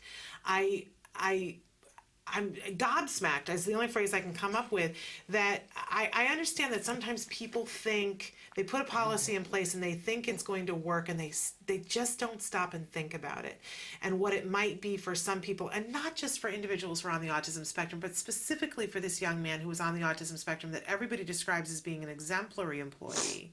Right. That some charge was leveled against him, and as we've said, we don't know exactly what it is, and he wasn't charged with anything, but they did bring him through the entire store in handcuffs, and they deliberately parade them by other employees, talked with him with some other people in the office, and then paraded him back out. He came home and said to his mom, "It's the worst day of my life." And 3 days later, jumped off the building. Mom is suing and saying that this is directly because of the way that they did this. He actually committed suicide last summer, but it was the suit was just filed the other day. I see. Okay, good. Thanks for clarifying. That's why it's in the news right now, because the suit has been filed. I can't imagine what it's been like for her in this process. I'm sure, and this is Virginia. They don't even know why. Yeah. It's He pending, was- pending this was litigation. done. And Target's comment on Friday said that they expressed sympathy for the family. Their quote was, "Our thoughts and sympathies go out to the friends and family of this individual." This was from Evan Lepisky from Target. "As this is pending litigation, we don't have further comment." He had at this time." Asperger's. Yeah. So in any case, devastating. Anybody who's out there who has employees, and especially if you have the kind-heartedness to employ individuals who are on the spectrum, and I say kind-heartedness, but really it's the smarts to employ people who are on the spectrum, because often they are exemplary employees. They are so detail-oriented. They want to do a good job. They care about doing a good job. If you're doing that, make sure that you're mindful. But we should be treating all people with kindness and respect. generosity and respect. Absolutely. So our thoughts and prayers go out to this family, their only child. I think both of us can relate to that. After all the things that this mom has gone through to make, and she probably was in a mode, all I've been thinking about in the last 24 hours is she was in a mode where she was saying, my son has a job. And he's doing well. He's an exemplary employee. People love him there. And it's all over. It's all over. It's all over, and that it can be gone in a heartbeat when we just aren't mindful enough of how to be kind to our fellow human beings. So our thoughts go out to her. Now, our last story is about I talked a little bit about the measles outbreak here in Los Angeles. And boy, has that been getting a lot of play. It's been really interesting. It's like a mud fight. I have never seen so much coverage on something by the media, at least not in our papers, in Los Angeles on this measles epidemic, when I know there are other illnesses out there that are more prevalent than this. Not that I'm saying that we shouldn't be mindful of all this, but there are other viewpoints. And it's really interesting because a friend of mine posted, who has 2 autistic children, she posted the other day on her Facebook page about the fact that her children have mitochondrial dysfunction and that they, for medical reasons, are not allowed to have vaccines. And the number of responses of, I had no idea there were medical reasons why children could not have vaccines, which prompted me to post that my own son has hyperimmune dysfunction, which it was recommended that after he received his full schedule of childhood vaccines, that starting at the age of 3, he not receive any more. So I said, I too have some medical reasons for not vaccinating my son. And once again, stream of comments. I had no idea. Why don't they write about this? Why don't they talk about this? Well, I was happy to see that they did do an article about parents who oppose measles vaccines hold firm to their beliefs. And this was in the LA Times on Monday, I believe, correct? Yes, and they quoted a father who said that when his son's temperature spiked to 102, landed in the hospital with what appeared to be whooping cough after his next round of vaccination, and by the time he was 3 and a half, he was diagnosed with autism. Now, they're not drawing necessarily, I mean, it's inferred, but let's bypass that. And this father's son became tremendously ill from the vaccines. That is not disputed. He says he reshaped his approach to raising his children. Now the Costa Mesa city councilman, who's the father of 6, has skipped vaccinations for his last 4 children. And he says, how do I say this without sounding crazy? I don't want anyone to get measles. But you have to make it easier for the parents through the health system to do it the right way. Pounding 3 live viruses into somebody at 1 year old is devastating. That's his opinion.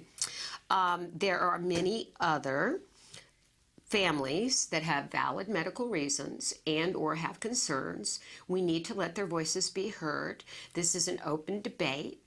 And I think the witch hunt for some doctors that have made some allowances for some of these families is something that I find quite appalling, actually. I do too. I'm always frightened whenever anybody wants to paint a very wide brushstroke and go, it's this. Yes. And it needs to be this for everyone. That frightens me. And it doesn't matter what the topic of discussion is. I just am fearful of a society in which we can condemn people who say, I don't fit within this brushstroke. Well, our country was kind of founded on the Constitution and individual rights, and that's kind of what we fight for. We fight for our beliefs. Now, yes, we are very concerned about this measles outbreak. Of course, everyone is. I had measles. I survived just fine. I know some people get very ill from it, and I know young children and older people can get very ill from it. However, the voice of reason needs to prevail, and we should not just blanketly attack families who might have valid medical reasons for not doing so. And often they're families that have been through so much already, and that's part and parcel of the medical thing that their child needs. I think we just shouldn't judge other people. I agree. And assume that we know what's going on. I agree. Either way. They talk about the deaths from measles. Well, if you go on the vaccine injury website, millions of dollars have been paid out to families whose children have mitochondrial dysfunction and other illnesses that have ended up in near vegetative states or with autism or unable to function in many ways. And while that may not be death, and there have been some deaths, it's a death of its own. So I think, once again, the voice of reason, let's all get educated, let's not attack. Honestly, and I love what one parent said this last week. She said, I'm just saying this, if you have questions about a vaccine, then I encourage you to read the insert that comes with the vaccine. Yes. That you can. You can ask your doctor to read that. And if you do, you will see that there are some people that it is not, even in the information that comes with the vaccine, that they encourage that some people not get that vaccine. Right. That there are health conditions that you can have that they would encourage you not to. And you need to be consulted. My doctor the other day, Wyatt, had to start this new school, and because he's not had his booster for the MMR, he's had everything else. He's had his polio, he's had all of that. But because he has not had his MMR booster and his, I think, whooping cough booster, they said, you are aware that if we have a measles case in this school, your son will not be able to attend school for a certain period of time. I said, I'm very aware of that, and I'm totally fine with that. And that has happened already in Orange County. There is a high school where 6 students were asked not to come to school because they weren't vaccinated. That's a very real thing. It's not a punishment. It's for everybody's safety. And I get that. And I think, people who have to be in that circumstance certainly understand that. Yeah. And I'm not going to name names here, and this may be controversial, but I find it interesting that some of the medical experts and reporters who have made no secret of the fact that they blanketly condemn parents that don't vaccinate were very people that actually put the public at risk for Ebola by going out in public. Well, so that's just all. That's all I'm saying. There is that. And so let's I'm right there with you on that. There are hypocrites and there are people that report the truth, and I'm not mentioning names. There we go. But you can figure it out. You can do the math. In any case, we're going to take a break, and we're going to be back with a special guest who's joining us via Skype, Craig Cohn, who is the Asperger coach. He has a blog called the Asperger Coach blog. He is on the spectrum himself, works with individuals who are on the spectrum. After this.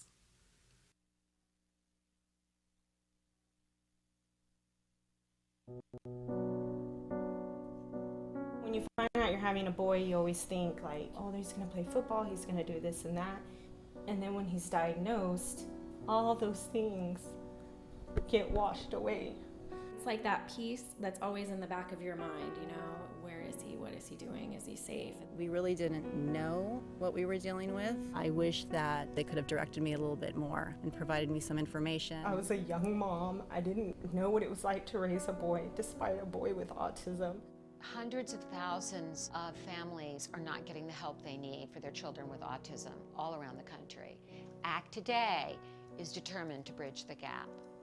These families really have to go through a lot to get a grant. The application process isn't easy. The records, the diagnosis proof, they're really battling for their kids. So when we can give them a grant, It is so wonderful to see that they succeed in getting that help for their children. Our founder, Dr. Doreen Grant-Pichet, is an amazing woman, and she is one of the world's foremost authority on behavior of children with autism. She's extremely knowledgeable, and she oversees every single grant we give. She is part of that process. People may think of autism care and treatment as simply schooling or therapy, but we provide important safety supports, things like fencing, for example. The whole family's living in fear of that child running out into traffic. I recently delivered an iPad to a little boy with some of the apps that are out there for children with autism. Miracles happen. I got the iPad from ACT. From ACT, What did it say? Can you repeat that, Dustin? I got the iPad from ACT. We have helped so many military families, and when I think of these brave families that are fighting two battles, one to protect our country and one for the right treatment and care for their children, it breaks my heart, and I think we have to do more as a nation to help them. There's not a day that doesn't go by that we don't think about it. Some people say, oh, he's normal. You don't see the battles that I see every single day. My husband does have to deploy, and when they get on that bus, that might be the last time that my kids ever see them. So I called, and then they informed me that he had received the grant, which was like a blessing from above. I was just like speechless. I just started to cry because, without it, we would have been lost. The ACT grant was a total miracle. Without that, we wouldn't be able to receive the service dog. So we're so appreciative what they've done for us as a family. Recently, ACT Today funded a program for military children with autism in San Diego, the Inclusion Films program, which is run by Joey Travolta and teaches kids on the autism spectrum literal filmmaking skills. They learn how to make a movie. Are we ready? There you go, got it. Okay. Everything that goes into the process of making a film goes into everyday life. So they're learning life skills, they're learning to collaborate. It was really nice to know how much they were enjoying this camp, and they're with people who are supporting them and are making them feel great about themselves and their differences and their similarities. And I get two kids that are working together and apart and together and apart, so it's an interrelationship as well as a camp and a learning experience. It's so fulfilling when I get letters. One stands out for me, a boy who was 14 with Asperger's, and we gave him a grant to go to a drama camp. He wrote to us and said, "Dear ACT Today, thank you for letting me belong for the first time in my life." These kids are remarkable. We underestimate them. They're so knowledgeable, they're so capable, and we can change the life of a family, which means changing the life of a community.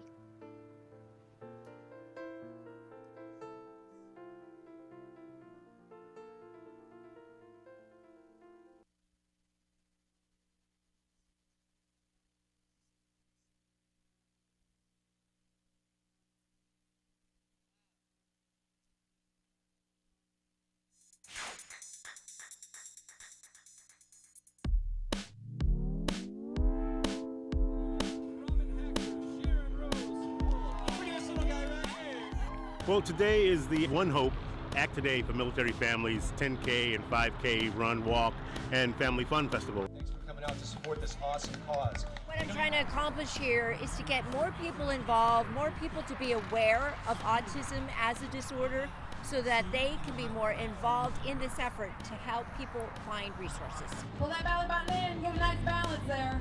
This is an incredible event. I'm very passionate about it. Autism is affecting so many kids across the United States, and I also support our military. 1, 2, 3, 4. My name's Gunnery Sergeant Sean Tajma, working with the School of Infantry West. I'm currently running with 1st Light Armored Reconnaissance Battalion. I'm personally involved with this because my son Jacob has autism. I just want to say thanks to ACT Today for what they're doing to help my family and other military families with autism. Here we go, let's hear it for the 2nd Light Infantry. Some of the main sponsors here. Of course, One Hope Wine is the title sponsor. What we do is we donate 50% of our profits back to different partner charities, one of them being ACT Today that does a fantastic job.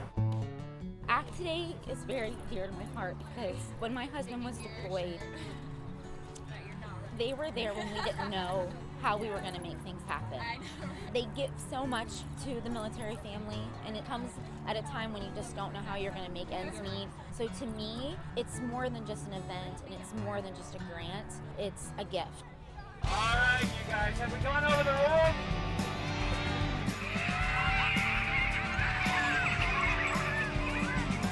Thank you all to the teams, to the individuals that donated to this fantastic cause out here again this year. The event got larger. People ask me why military families with autism. Why does Act Today have that as a special program? I'll tell you why. Because our military families should not have to fight two battles. One, to protect our country, and another, to get services for their children. They move so often. Every time they move, they have to start again. We owe it to them. And it just was a tremendous success. So I just want to say thanks to everybody for taking part in it.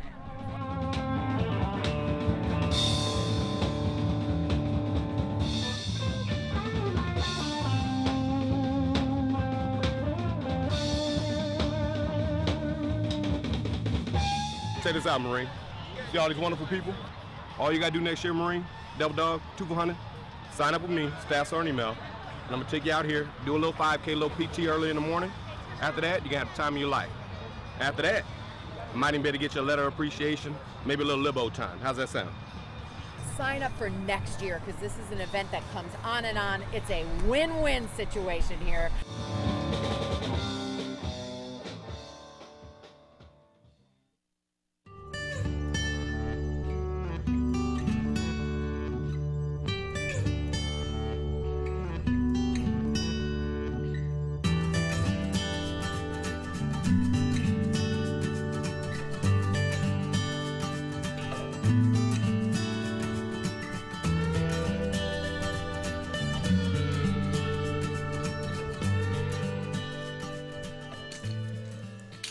Welcome back to Let's Talk Autism with Shannon and Nancy. I'm Nancy Alspaugh-Jackson.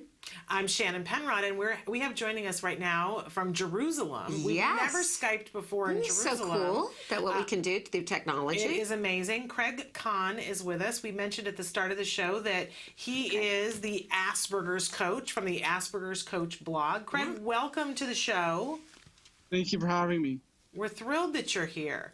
And we had mentioned way at the start of the show, too, that, Craig, you identify yourself as somebody who is on the autism spectrum, and you work with individuals who are on the autism spectrum. Mainly the higher functioning ones, because I don't know how much to work with some of the ones who are seriously there, but my experience is I've been able to work well with people who are higher functioning in that. Well, and in particular, you work on things, I saw on your blog that you work on things that are social skills and that you work on job skills as well. Is that true? Yes, I do. Well, maybe we should start by asking you, what is the website of the blog? Well, it's Craig Kahn, the Asperger's Coach. And that's the name of the blog. I just talk about different things, like some things for myself that I've got myself better with. I used to not smile so much, but I got myself better because I decided, you know what, I want to be happier, not thinking of my blank stare that I sometimes had, and I just started smiling a lot more, and I just got it to be that I smile pretty much all the time now. That's great, Craig, and I see that smile right there. And so you're really coming from your own life experience, Craig. Can you tell us a little bit about your history and your journey and where you're from and how this all happened? Well, I was diagnosed as a young kid it was really a cousin who first realized I had it when he was over at our house. Then a few years later, I was officially done. But I didn't realize so much of what it was because from what I've seen from a lot of other people with Asperger's, they don't know all the details of what they have, as if they did, they would understand how to get out of it a lot better. Mm-hmm. But I did slowly get a little bit better over time. I got better with interacting with people. I used to not do much with other people outside of school and other activities where we all were going to the same thing. But now, like I was just talking to a friend where next week I'm going to go with them to a certain event. And also I'm going over, spend the weekend with some friends. So I do that a lot more where I barely did that at all when I. Oh, Skype is freezing up. We're having a little Skype problem, Craig. You hold on. But while he's doing that, so as he said, the website where you can go to read his blog, Craig Kohn, Kohn, AspergersCoach.blogspot.com. So again, that's Craig Kohn, AspergersCoach.blogspot.com. And the blog that's up right now is how an Asperger person should go about getting a job. That's wonderful. It's great tools. Wonderful. Now, I think Kelby... He's back. He's back. Okay, Craig, we've got you back, and we were just able to give Shannon gave everyone the address of Craig Kohn, the AspergersCoach.blogspot.com, so people can communicate with you that way. Mm-hmm. Where did you grow up, Craig? I grew up in Kansas City. In Kansas City? Yeah, Overland Park. Okay. If you know the area. And how did you make the transition to living in Israel? Well, I started becoming more of a religious Jew when I was like in high school. Mm-hmm. I knew a little bit about my religion, but I didn't know so much. But I got more into it, and some people were thinking, "Oh, you're just becoming a totally different person." But no, for me, my religious. I was always a nice person, and Judaism does encourage doing kindness to others, and that gives me. There's ways that I can use that out and other things, and I just started learning more and more, and I just wanted to live more of a spiritual life, and I wanted to live in Israel, so that's where I'm living right now, and it's a great place to be. There's so much to do and so much to see here. Can I just say you're an inspiration, Craig? Thank you. There's that smile. Did you find that your identification with your Judaism and your study of that and your becoming very involved in that, did that help you with having Asperger's? In some ways that helped me because I had, when I was starting to become religious, I had to look at finding some places to eat with other people because there was there were certain rules on eating, and people just come together in the community on the Sabbath. So I had to work that out, which, like I said, I didn't interact as much with people outside of the normal activities, so that required some other things like that.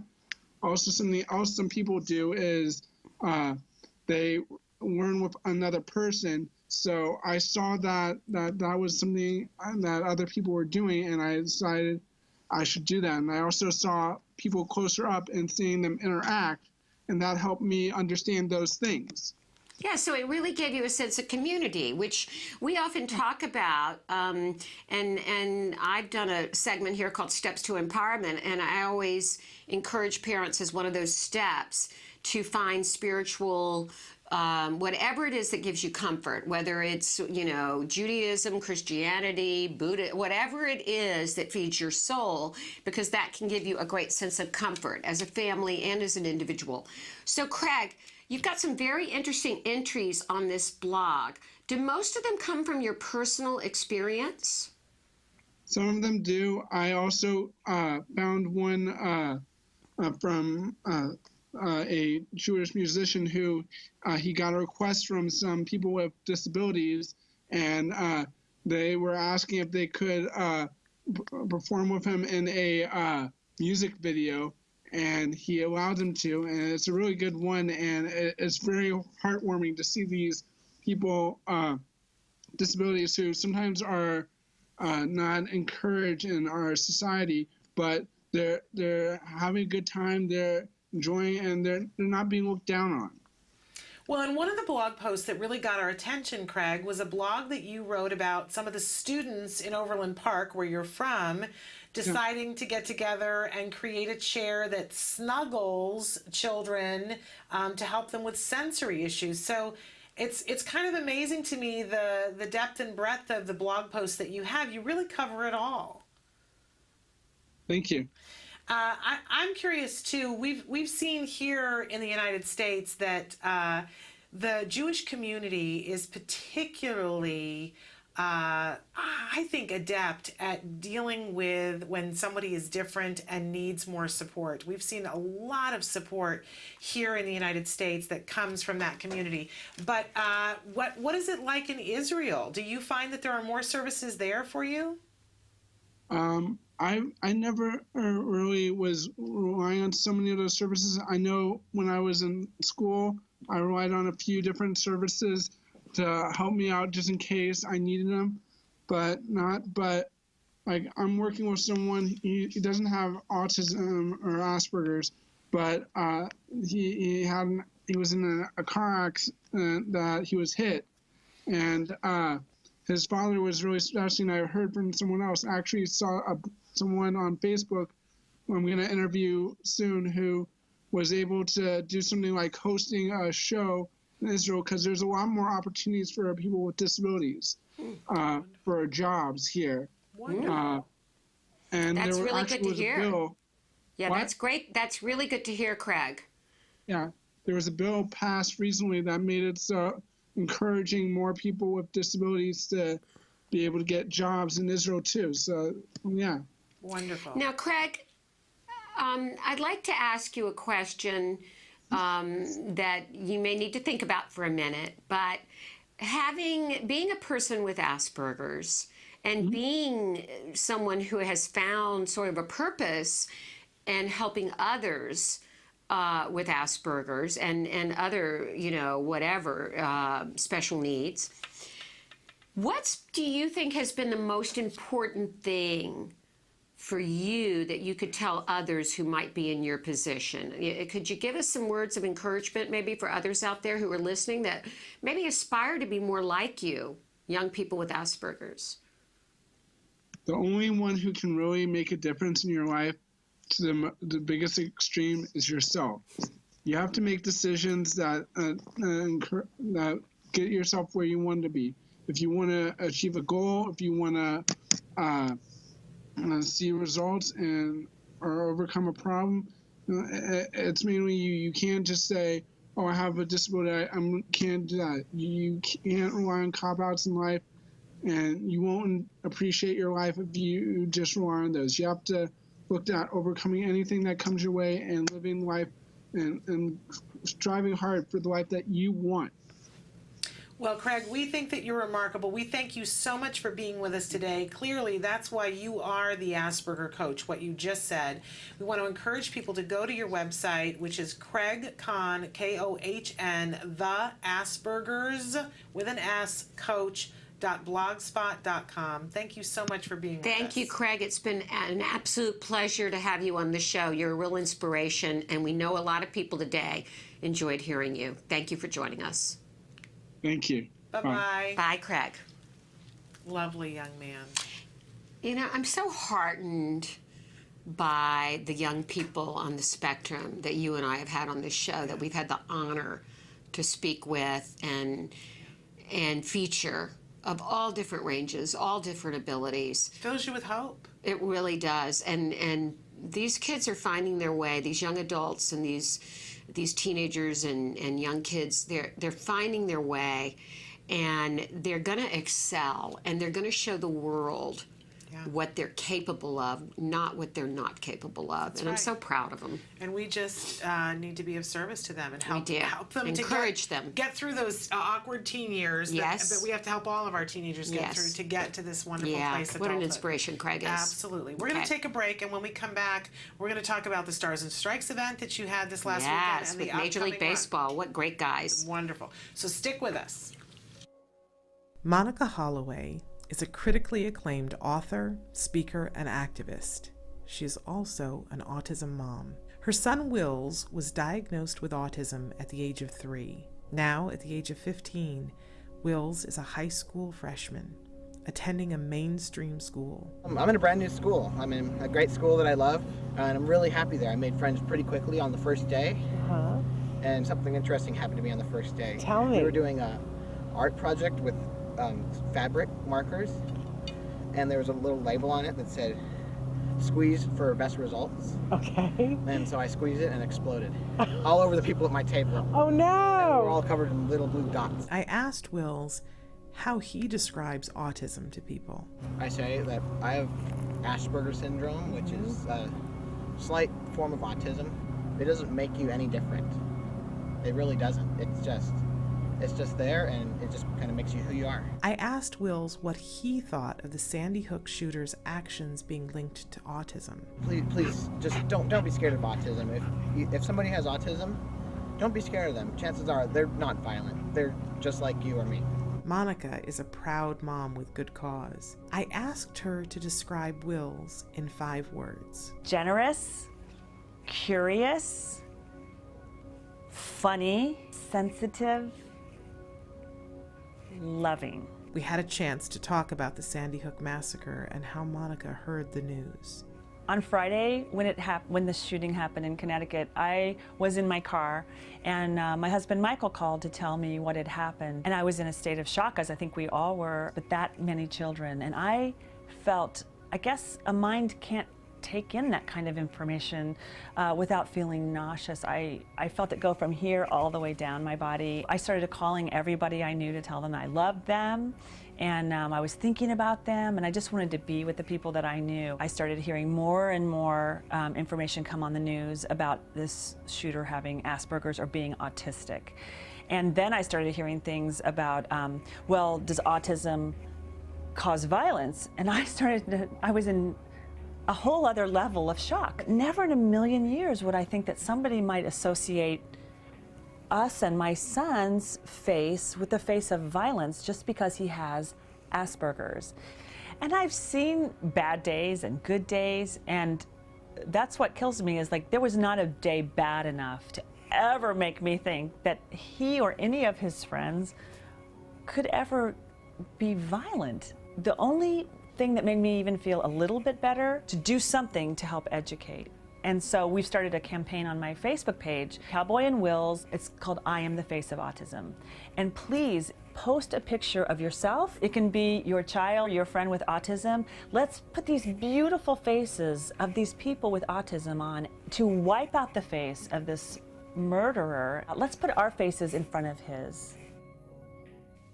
Welcome back. You had a very big weekend. A very big weekend. It wasn't enough that you were getting ready for Wyatt to start a new school. On Sunday, you had a huge event. Stars we did. And Strikes. Down in Anaheim at Bowmore Lanes near Disneyland. And this event is put on by Lisa and Eddie Guadardo, and they are members of the Act Today board, and they have the Eddie Guadardo Foundation, and they came to us years ago and said, we'd like to join forces with you, and everything we raise, we'd like to give to Act Today. And I'm like, okay. They have a beautiful family, 2 amazing sons, and a beautiful daughter named Ava. And Ava is nonverbal, and she's 10 now. And for the past, this is our 4th annual, I think, the 4th annual, they put together the Stars and Strikes event, which had celebrities, interesting celebrities. I got to meet some great new stars. There's a new CSI coming out called CSI Cyber. Yes. And with Patricia Arquette. With Patricia Arquette. And one of the, you know how they always have these young geniuses on it. There's a young actor who was there, Charlie Kuntz, I believe his name is. And who has been on Community, correct? Yes, and he was darling. Another actor, Charles Kuhn, who was on The Interview. Yes. And then all these MLB stars. I particularly loved meeting Chuck Finley. He was with the Angels, and he is now a coach, retired from MLB. Of course, Eddie, who was a 2-time MLB All-Star pitcher, and he is the new coach of the Minnesota Twins. loved meeting Jacques Jones, who was on our 1996 baseball team when they won the Olympic bronze medal. And Kelby has a couple of pictures. Okay. We don't have many pictures, but Kelby has a couple of pictures. Let's see. That's the Guadardo family. And there is Ava and her two brothers, and Lisa and Eddie. And that is Jared Weaver, the pitcher of the Los Angeles Angels. And I said, Jared, thank you for coming. He's got 2 babies at home. And he goes, thank you for getting me out of the house. But he was totally hounded by the media because he is a huge superstar. Couldn't have met a nicer. Okay, now this is, I think, Josh Hamilton. Yeah. I could be wrong, guys. No, it's Josh. It is. Josh, Los Angeles Angels, 5-time All-Star with Lisa and Eddie and me. And let me tell you about Josh. Josh has 4 daughters and one of the most gorgeous wives you've ever seen, who's going to be on the new Real Housewives of Orange County. Mm-hmm. And when we did our live auction, she just kept raising that hand, and I think she paid $6,500 for one of the items, and I went over and thanked her, and she goes, well, I just love spending my husband's money for good causes. Yeah, you thanked her. I would have gotten down and kissed her feet. And there they all are. They are all our celebrity bowlers. Good-looking group of people. And just, Misty May-Trianer, 3-time Olympic gold medalist, with Matt Trianer, who's a ball player, and they're all the real deal. I kind of felt like I was meeting really heroic people. Yeah. These were not, there's a lot in the press right now about the Super Bowl, and there's a lot of antics with some of the players, and not these guys, not these guys. When I asked them to sign, we have a neighbor across the street who goes to Wyatt's Middle School who's a huge baseball fanatic. He and his 3 brothers. When I said, this boy who's neurotypical is going to be one of my kids' buddies, kind of keeping him safe. And they're like, let's make his stock go way up. And every one of them signed. And they all asked me, what else can I do for you? And they all thanked me for being a part of this cause. Wow. So I want you to know that regardless of the bad publicity for some of the major league athletes out there in all sports and professional athletes, these guys are pretty heroic. And there were a lot of tears when Eddie Guadardo got up there and talked about his daughter and held her with tears running down his face. And that's what I call a real man. Yeah, absolutely. Well, thank you for doing that event. It netted over $100,000. We don't have the final numbers in, but Lisa Guadardo puts this event together without paying a cent to anyone. I think we just had some publicity that cost a tiny, tiny bit of money. Right. But she does it all. And she's remarkable because the net is really, whatever we bring in, we net. And this is where we get the majority of our grant money for the year. So, incredible. It's astounding. Absolutely incredible. Well, thank you for that wonderful event, and thank you to Eddie and Lisa Guadardo. We've invited them to be on the show, and they, have said that they would like to, but it's hard. It's hard. Obviously, you see, they have a very rich and full life. Yeah, and Eddie's going to be in Minnesota. Yeah, Lisa's going to be holding down the fort here with the 3 kids. We get that. We get how hard it is, and we applaud them for all the work that they do. Yeah, and let's wish the Minnesota Twins the best of luck. I think they're in next to last place with Eddie in the bullpen as the coach. They're going to rise up. There we go. Now, we should just segue without a break to talk about the run, the ATMF run. Act Today for Military Families Run and Festival, 5th annual, down in San Diego. You can go to our website. I don't know if we have anything on registration there. Kelby, do we have anything that maybe you could find? It's the thing that we've had from previous weeks. It's, it's just the /Conterra. So if you go to there we go. There it is, yes. Act Today for militaryfamilies.conterra.org. Here's what we're asking you to do. We want to have runners registered in all 50 states as virtual participants. You can go out and do a walk that day. You can go out and do a run that day. You can raise money. You can build your own team. So we're urging everybody. This is a way to help. Now, this is something I've been saying to people, and maybe this is just coming from the heart and not the head, and maybe I need to do that a little bit more. There's a lot of dialogue in our country right now about the film American Sniper. There's a lot of controversy, there's a lot of dialogue. But something that it seems that 100% of us can agree upon is the toll taken on the military family, on the soldier that comes home because they're fighting for our country. It's not about national policy or whether you believe in war, or whether you're a pacifist or whether you're pro-war. It's about the family.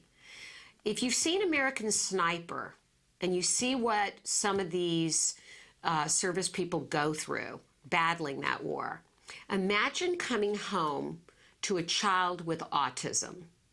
Imagine coming home where your wife or your husband or your family is fighting a battle to get basic services for your child. That's a double war, and no family should have to fight it. And they certainly shouldn't have to fight it alone. No. And we all know that. We all know how we have felt on this journey. And if you factor in some of those other things that the military families are going through, you understand how difficult it could be. Just from a purely empathetic standpoint. So please start a team. Please make a donation. Yeah. We need the support this year. And remember that it doesn't take you going into bankruptcy and you not attending to your child. No. It literally can be you going. If every person who watched this show raised $10, the difference that it could make for your military families would be astronomical. So nobody's asking you to carry the weight of the world on your shoulders, but participate, make a difference. And we say this all the time on the show, that if you're having a crappy day, doing something for somebody else, and it could be just sharing that link on your Facebook and saying, who would like to donate? I'm starting a thing. I'm going to be a virtual Put it on your runner. Facebook. If you're watching, go do it now. Right after watching the show, and put it on your Facebook and help a military family get and you services. will feel better. Yeah. And you will make a difference for somebody else. Somebody recently was saying something to me about, I don't really know how much money that'll bring in. And I said, what are we talking about here? Because if we're talking about $500, that puts an iPad in a kid's hands, which changes their entire family forever. Forever. Because it's not, the iPad changes and their ability to communicate with the iPad changes, but the hope of saying somebody heard our need and gave us this is, we read one whole show, we read letters from families who said, I now believe in angels on this earth. Yeah.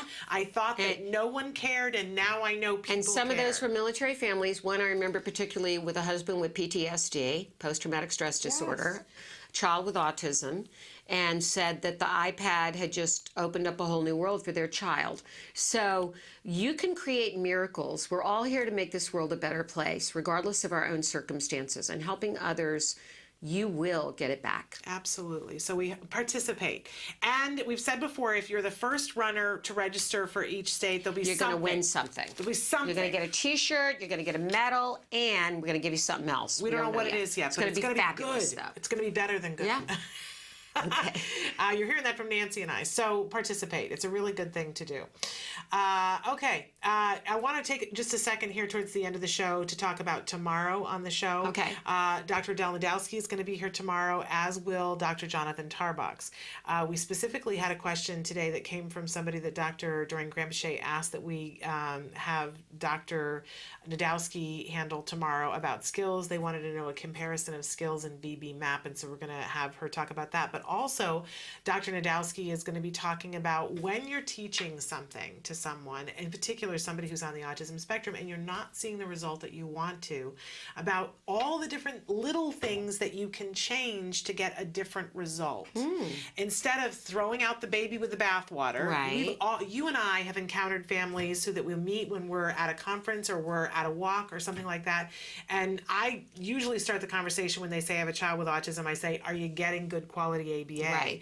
And it's amazing to me how many people will say, well, it didn't work. Did that a little while. Yeah, and we my did child it for didn't 2 like weeks. We did it for 2 months. Yeah. We weren't getting any Didn't result. get a good feeling. So we stopped. And then other times, and I go, no, it's not a try it for 2 weeks. It's not a try it for 2 months. Occasionally, I'll meet somebody who's like, we did it for 6 months, and I just felt like it was too much pressure, and we decided to stop.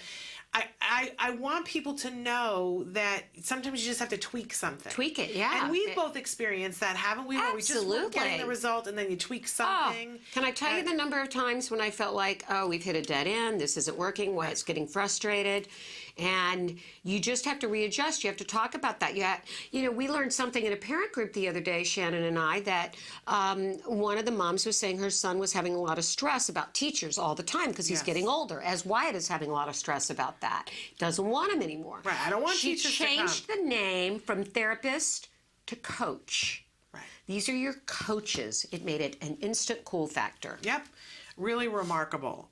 So, we're talking about, that's our overreaching topic this week, about taking things from, trying something different to get to a different result. Yeah. Because the definition of insanity, doing the same thing over and over again. With the same result. And expecting a different result. When you get the same. Yes, when you get the same. So I've heard that definition. Is that in the dictionary?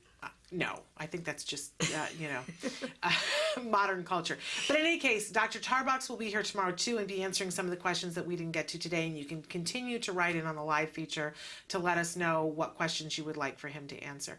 I thank you, my friend, for being here. I thank you, my friend, for always doing this hour with me. I love doing it. It's a fun opportunity for us. And please write us if you've got any. We want ideas. We want to hear what you want to hear. One of the things I said I've really enjoyed is having a lot of these young people on the spectrum to share their wisdom and some of the things they're going through. But write us about some of your concerns. Do you want to hear more about how to help assist your child at school? How to, anything on designing an IEP with your team? And we've heard a lot of people talking about social skills, so we've got some shows coming up on that. But we're totally out of time. Okay. Thank you for being here with us. We thank Craig for being with us.